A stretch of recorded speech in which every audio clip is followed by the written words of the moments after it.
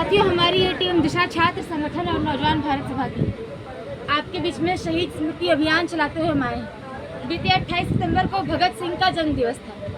भगत सिंह के जन्म दिवस पर शहीद स्मृति अभियान के जरिए हम अलग अलग इलाकों में नुक्कड़ नाटक, सभाएं, मार्च निकालना, जगह जगह लोगों के बीच में शहीद भगत सिंह के विचारों, उनके सपनों को लोगों तक पहुँचाने के लिए पर्चे निकाल करके हम इन अभियानों को चलाते थे। कई लोगों के मन में यह सवाल पैदा हो सकता है कि 28 सितंबर बीते एक वक्त हुआ, हम आज भी इन अभियानों को क्यों चला रहे हैं। हमारा मानना है कि भगत सिंह और उनके विचार, उनके जो सपने थे, जिस समाज का सपना देखते हुए भगत सिंह 23 साल की उम्र में शहीद हुए और आज जिस समाज में हम जी रहे हैं उसमें जमीन और आसमान का फर्क। और अगर वह समाज आज भी नहीं बन सका है तो ज़रूरत है कि उस सपने को साकार करने के लिए आज की नौजवान पीढ़ी आगे आए।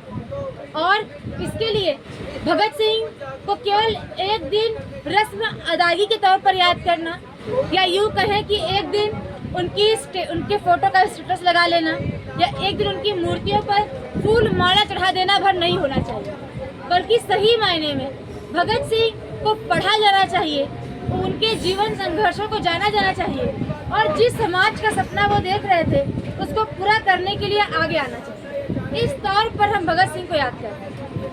साथियों, सबसे पहले सवाल तो यही पैदा होता है कि भगत सिंह किस समाज का सपना देख रहे थे।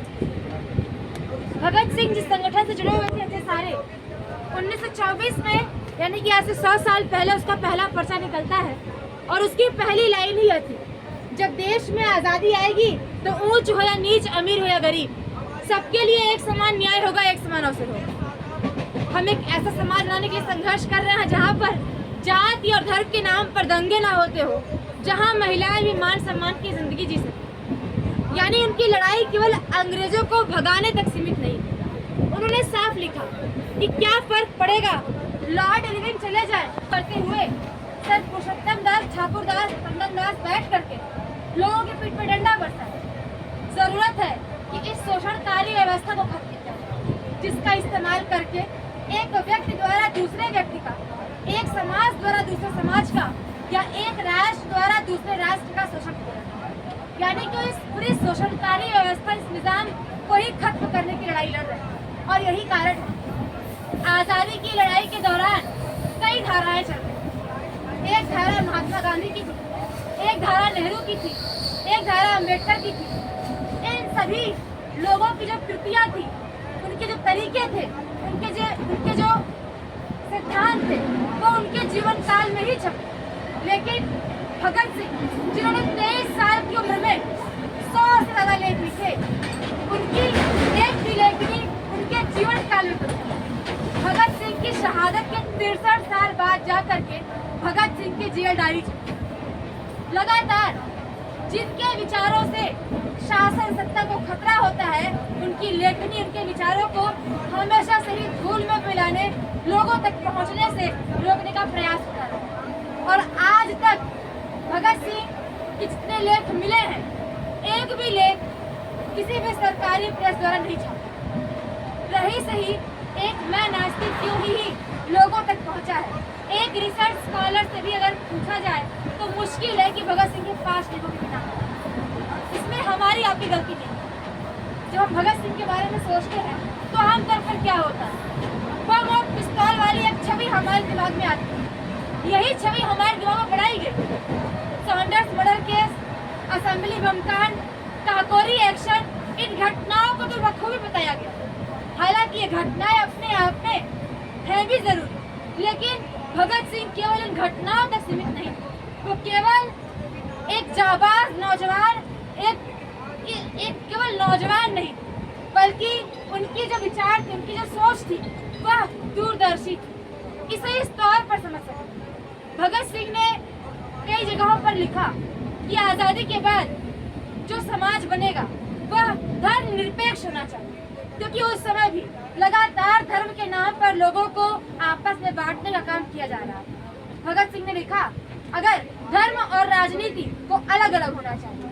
अगर धर्म की राजनीति होगी तो होगा यही, लोगों के असली मुद्दे दबेंगे और धर्म की राजनीति करके, लोगों की धार्मिक भावनाओं का इस्तेमाल करके उनकी असली मुद्दों को गायब किया जाता है।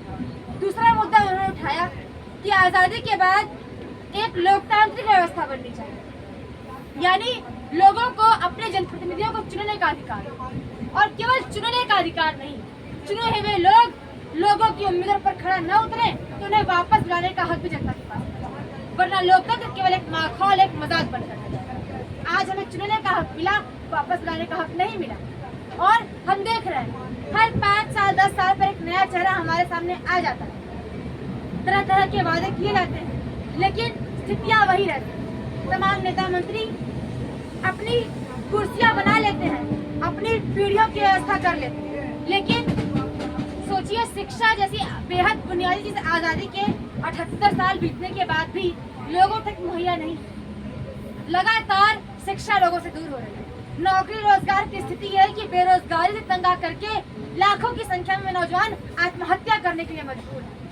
लगातार जिस तरह से विभागों को बेचा जा रहा है, पदों को खत्म किया जा रहा है, सारी नौकरियां निजी हाथों में दी जा रही है, ठेका समझा कर काम किया जा रहा है। चिकित्सा जैसी बुनियादी चीज आज सरकारी अस्पतालों में उपकरण दुरुस्त करने, मशीनरी को स्थापित करने, डॉक्टरों की इंतजाम करने में पैसा नहीं दिया जाएगा। आपको पैसे दिए जाएंगे अकाउंट में, लेकिन आपको इलाज प्राइवेट में जाके कराना है। पर्यावरणीय तबाही की जिम्मेदार जो मुट्ठी भर चंद लोग हैं, उनकी सेवा करने में ही पूरी सरकारें अपना काम कर रही हैं। लोगों के जो असली मुद्दे हैं उन पर कहीं कोई बातचीत नहीं, जो उन पर मुद्दा बनाएगा, जो उनके लिए आवाज उठाएगा, उनको ही जेलों में बंद कर दिया जा रहा है, जो इन चीजों पर आवाज उठाएगा उसको ही देशद्रोही घोषित कर दिया जा रहा है। ऐसे समय में भगत सिंह को हम याद कर रहे हैं, क्योंकि भगत सिंह जिस तरह अपने समाज की दिक्कतों को, परेशानियों को देखा और अपनी नौजवानी को उन समस्याओं को हल करने, उसे समाज को बेहतर बनाने के तौर पर देखा, उसी तरीके से जरूरत है कि आज की नौजवानी भी उन सपनों को पूरा करने के लिए आगे आए। साथियों, हमारे पर्चे आपके बीच पहुंचे होंगे, अन्य भी कई बातें हैं भगत सिंह के लेखनी से जुड़ी हुई, उनकी जीवन संघर्ष से जुड़े हुए और आज की समस्याओं को लेकर। हमारी कोशिश यही है कि जिस तरीके से आज नायक के तौर पर बॉलीवुड या हीरो हीरोइन, एक्टर क्रिकेटर को परोस दिया गया है, एक मानसिकता बाप बड़ा ना भैया सबसे बड़ा रुपया की परोस दी गई है, अपना काम बनता भाड़ में जाता है, पूरी मानसिकता आम मानसिकता बना दी गई है। इसके बरक्स एक ऐसी पीढ़ी इन जब क्रांतिकारियों के जीवन संघर्षों को पढ़ेगी, इनके विचारों से रूबरू होगी, तो समाज को बेहतर बनाने की दिशा में भी पीढ़ियां आगे आएंगी। इसी उम्मीद के साथ हम इन अभियानों को चला रहे हैं। अपील है कि आप पर्चे को पूरा पढ़िएगा, फाड़िए फेंकेगा नहीं। ये किसी नेता मंत्री, पार्टी, एनजीओ, किसी धन्ना सेठ के दम पर नहीं, बल्कि छात्र, कर्मचारी, मजदूर, किसान के पाई पाई चंदे सहयोग से ये पूरा पर्चे छपते हैं, अभियान लिए जाते हैं। उतनी ही जिम्मेदारी से पर्चे को पढ़ें और लोगों के साथ साझा करें। पीछे नंबर है, फेसबुक इंस्टाग्राम का लिंक है, उससे जुड़ें। जो लोग इलाहाबाद में रहते हों, इलाहाबाद में अल्लाहपुर में शहीद भगत सिंह पुस्तकालय चला जाता है, वहाँ पर निःशुल्क रूप से पुस्तकालय चला जाता है ताकि भगत सिंह से जुड़े हुए दस्तावेज, अन्य प्रगतिशील धारा से जुड़े हुए लोगों के दस्तावेज, कहानी, लेख पढ़ने के लिए भी आप वहाँ संपर्क कर सकते हैं। इसके अलावा अल्लाहपुर में, इलाहाबाद में हमारी ये टीम इलाहाबाद विश्वविद्यालय की है। इलाहाबाद के अलग अलग इलाकों, सरोरी, बघाड़ा में हम लगातार पेपर लीक का मुद्दा हो, महंगाई का मुद्दा हो, शिक्षा रोजगार का मुद्दा, इन तमाम मुद्दों पर मार्च निकालना, अभियान इसकी गतिविधियाँ लेते हैं। जहाँ भी रहते हैं आप लोग जुड़े इस पूरी मुहिम से, इसका हिस्सा बने। अल्लाहपुर में और बड़ा बघाड़ा में लोग बच्चों को पढ़ाते भी हैं। आप जहाँ भी रहते हो इस मुहिम में जुड़े। आखिरी इस पूरे अभियान के लिए आर्थिक तौर पर सहयोग, जो पूरा अभियान है पब्लिक फंडिंग के जरिए किया गया है। अपने बेहद जरूरी खर्चों को कटौती करवाने को करके जो भी आप सहयोग करिए, संपर्क करिए, इस मुहिम से इसका हिस्सा बनिए।